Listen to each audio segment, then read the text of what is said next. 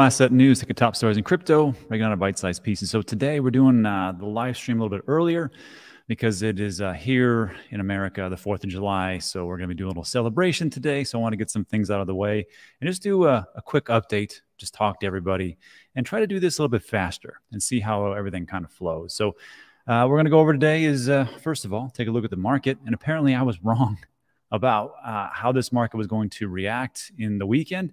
And it actually is pleasantly surprising. Also, we'll take a look at probably the reason why some of you are here, or the title and the thumbnail, which is Cardano, the case for the ghost chain. Then we'll take a look at gold, silver, and Bitcoin, as I call it, the perfect team up. And then lastly, Twitter and fake news, and also Twitter Spaces today, plus the Sweat Coin deep dive video, which I've been promising forever.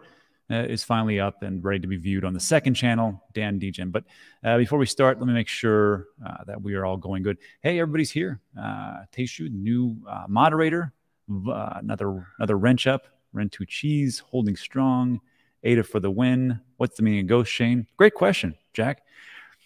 Ghost chain means that there is a project, there is a crypto project, but nobody's building on it and nobody's doing anything and just there.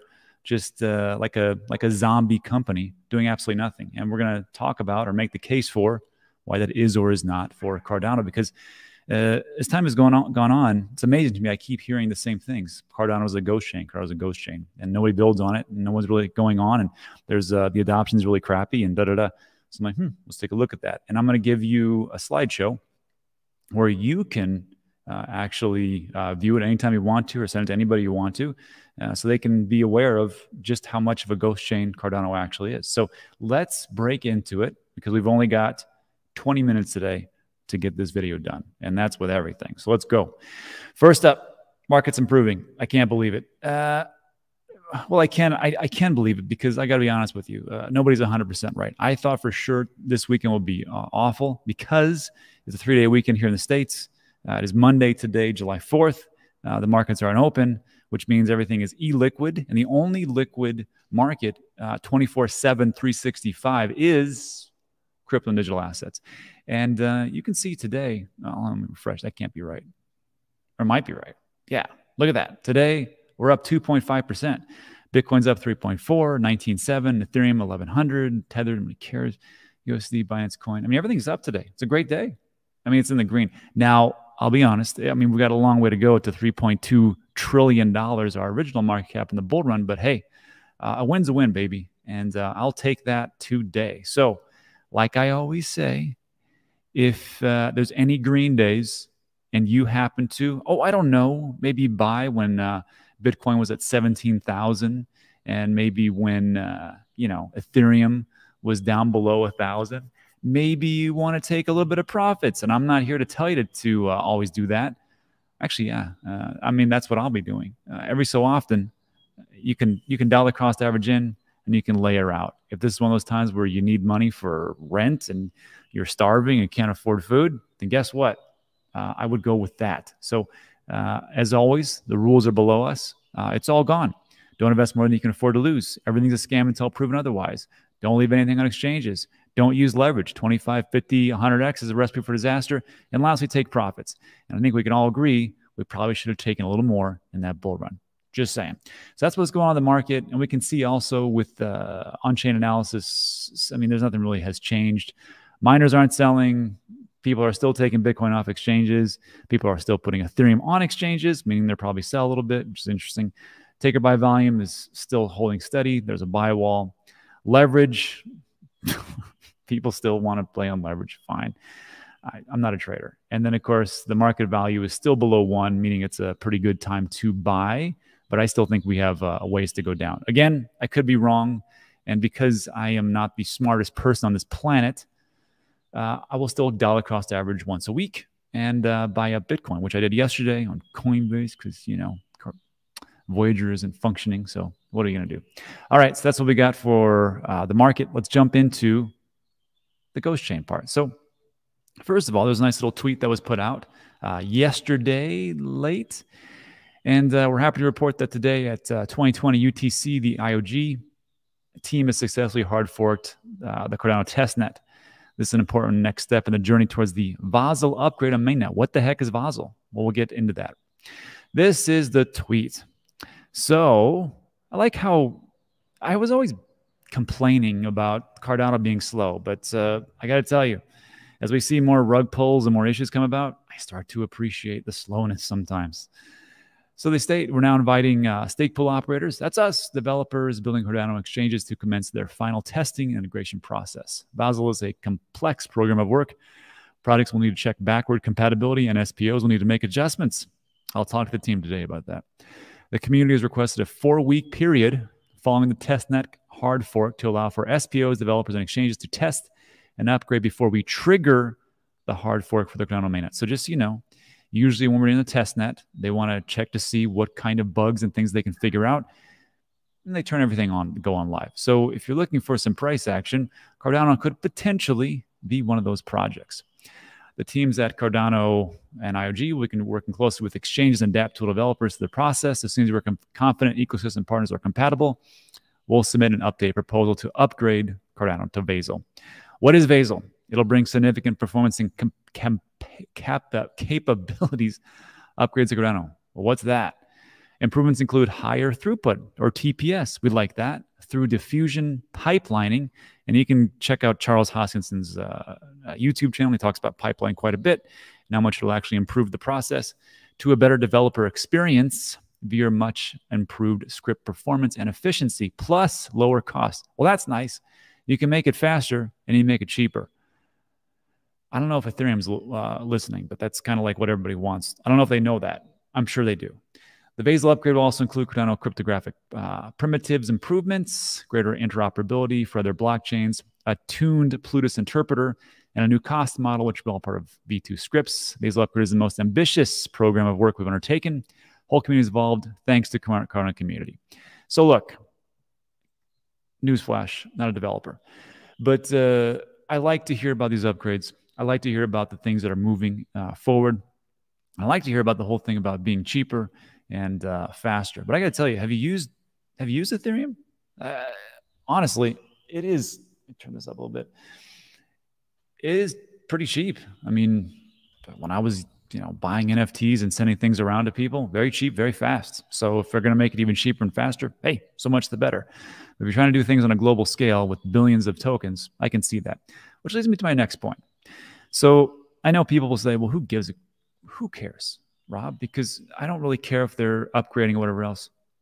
Show me the money. Who's building on this? What's going on? It's a ghost chain. It's a ghost chain. I'm like, yeah.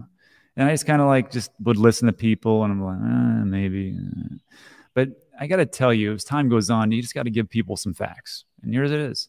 So I put together this. Yesterday, we talked about the ghost chain. And I put together these pictures, and I just had them in my browser. What I want to do is I want to give this to you, the viewer, to send to anybody you want to. It's on Google Docs, and it's a slideshow presentation. If you're looking on a desktop, you just click right through it, and it looks just like so. And you can just see that here's the ecosystem in 2020. Here's in August 2021, November 2021. And then, of course, April 2022, and I couldn't even fit the damn thing on there. So many people. And then this was updated 6th of June of how many projects are actually building on Cardano. It looks like 1,003. And it's broken up between wallets, stablecoin, oracles, NFTs, data explorers, developers, APIs, incubators, a launchpad, lending, metaverse, NFT collection, which is a lot. Then it goes through what's locked up as far as, for stake pools. There's 33 billion, 692 million, 67. There's a lot locked up. It's like 70. It says right here, 70. Oops, wrong one. 72%. It's quite a bit. And then, what is that for total value locked up? And if you take a look at the market cap of Cardano, it's 15 billion.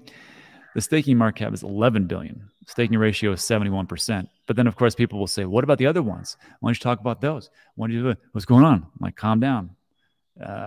Here you go. So if you take a look at staking rewards, and you can go to stakingrewards.com and you can find this yourself. I'm just making it easier for everybody. Cardano's the third one. They got 71% staked out of the total mass supply.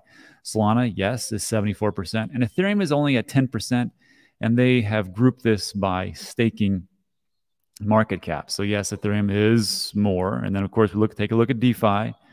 Yes, this is the amount that's staked for or in DeFi protocols, 72 billion.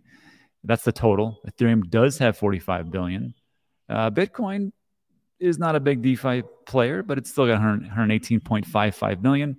And I think Cardano's in good company at 118.56 million. So you can, let me see, where is this? You can see that in today's video, in the description, I put it right here. So you can share this with everybody. Anybody who has the link can view it, comment, and all that good stuff. Actually, they can just view it. They can't comment. And then from now on, here on out, in every video that I do, I will have it right here under strategies. This is my degen plays, all my crypto exits, the 4-year cycles.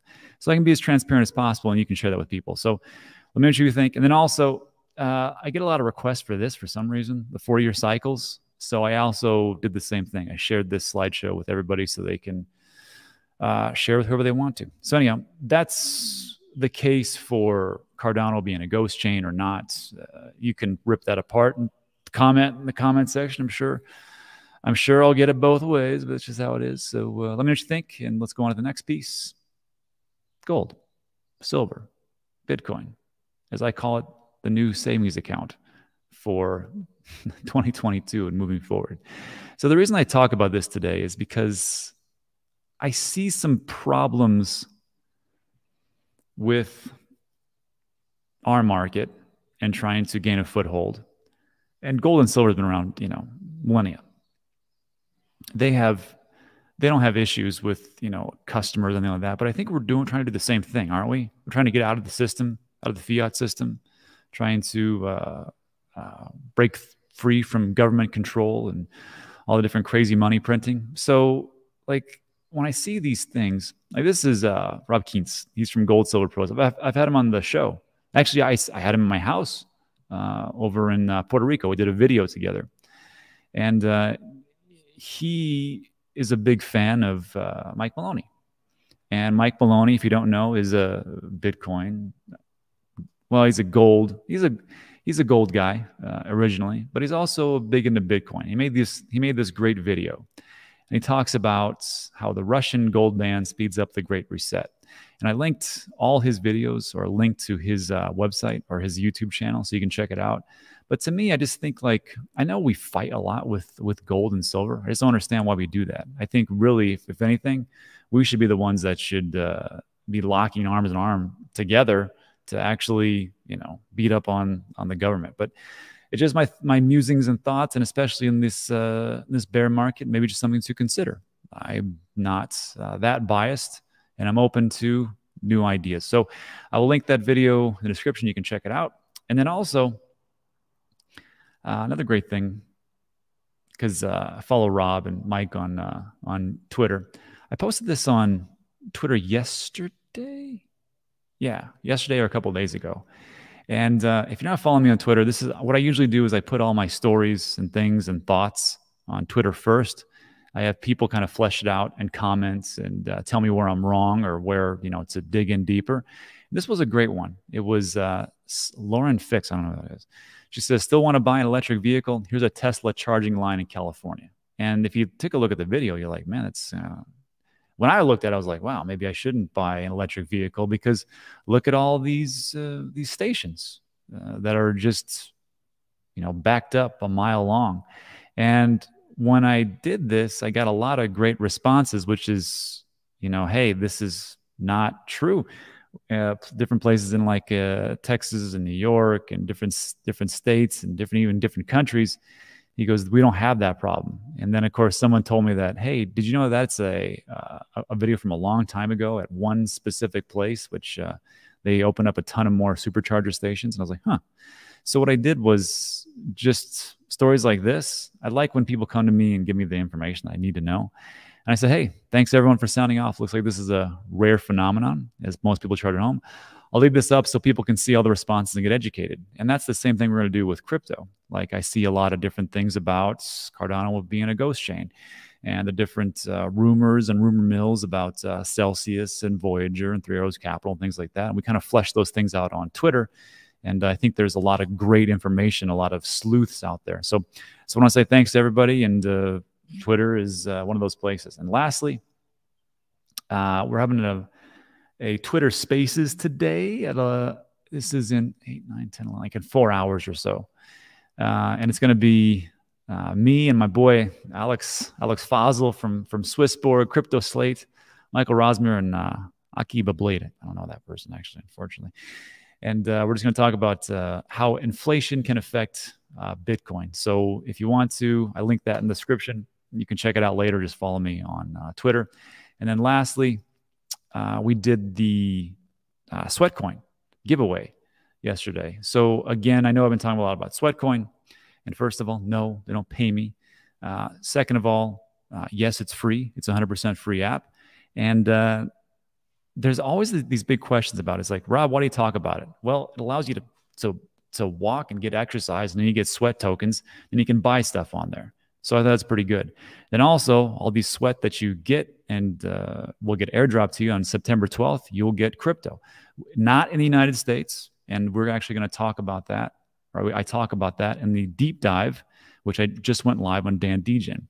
And the last thing, the question I get is, well, if it's free, then who is the product? I'm the product, because if it's free, I'm the product. Yeah, exactly. When you came to YouTube, did you see an ad? Probably.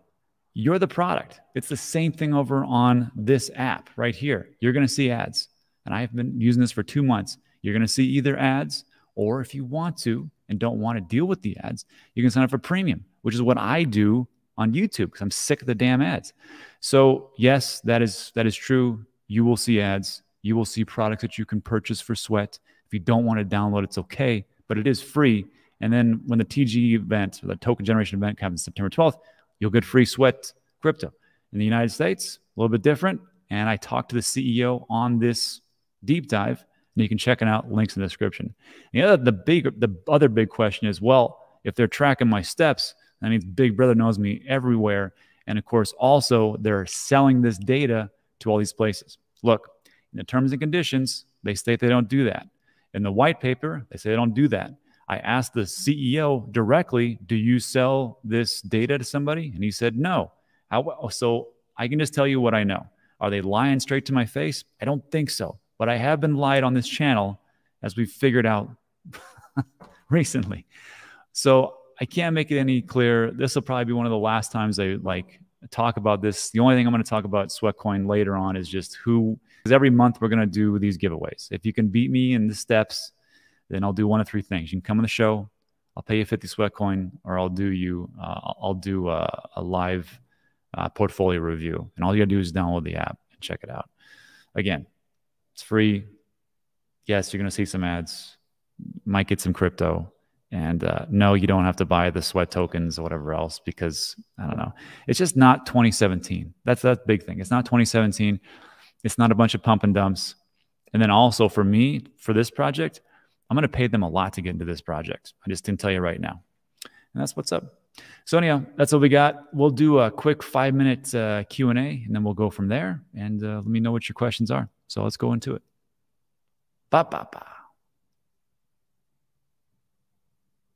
Let me get this banner out of the way. That's pretty good. 18 minutes. Happy 4th of July. Rob, what do we have to do to get a live 2v1 chess match between you, James, and Ben? Maybe why would I want to get destroyed by Ben in chess in like 4 moves? That doesn't sound too fun for me.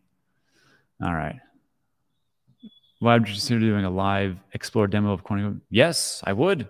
I would just... what's the channel? What's the guy's name? Rob and somebody. No, it's not Rob. Yeah, if they want to do on corner, absolutely. Mullet's here. Everybody say hi to Mullet. OG moderator from the very beginning. Robbie, long-term bullish data. Yeah, unless something changes. I mean, that's the thing. People are like, Rob, weren't you bullish in this project and now you're not? Well, yeah, I was bullish on Blockbuster when I was using it as a kid. And guess what? Now I use Netflix. That's such a mystery to people. All right. Let's see. Rob, I want to fight you in MMA. I wonder if you like fighting. I have a punchable face. No, look, I'm at a point in my life, as you can see the gray in my beard. I'm not a big fighter. And no, I'm good. I don't need to. I don't need to prove anything anymore. I'm happy. My nose is big enough. I don't need someone to crack it again and break it. It's been broken multiple times, so I'm good. Let's see. Sweat coins on the email is invalid. Sorry. This is a great question. Neil, if we follow the cycles we've been through already, 2025 would bring the next all-time high for Bitcoin. That is a big if. And that's true. Neil's right. Because all these things we talk about, who knows? No one knows what the future holds, so please assess your risk and manage it accordingly. What a great comment. Yeah, couldn't have said it better. Let's see. Polkadot Monero, sounds good. Tristan's, hey, Bitcoin is only worth anything because there's only 20 millions. Yeah, it's the first time we were able to create digital scarcity. First time. It's a failed payment system. Refer to white paper. Yeah, in 2017, we tried to use it on-chain as a payment system. Didn't work out too hot. Ask anybody who's in 2017. Ask the Bitcoin maxis. Could you use Bitcoin globally for a payment system? Hell, we couldn't even use it when we had 840 billion market cap.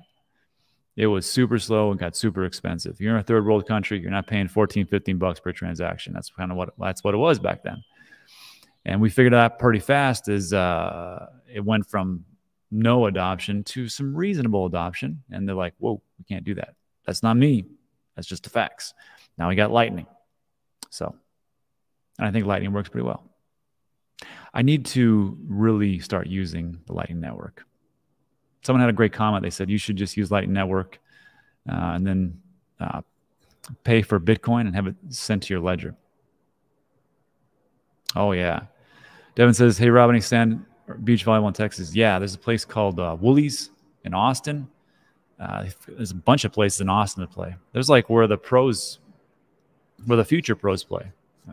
Well, that in California. So there's a bunch of ones in Austin, then in Texas, and then in Houston, there's a bunch of different places. Dallas, doesn't matter. In El Paso, not so much. It's mostly indoor. And all the really, really good teams are in Juarez in Mexico. Let's see. And when do you think we'll hit the market bottom? I think we got a long way to go. Also, I think we're in a recession.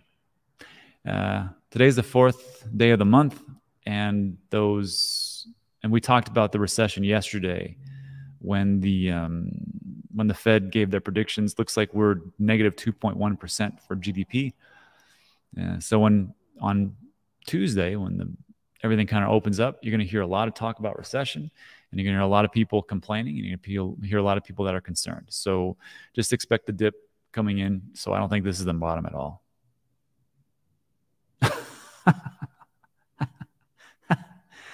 Rob, you are the self-proclaimed king of the show. King of the show.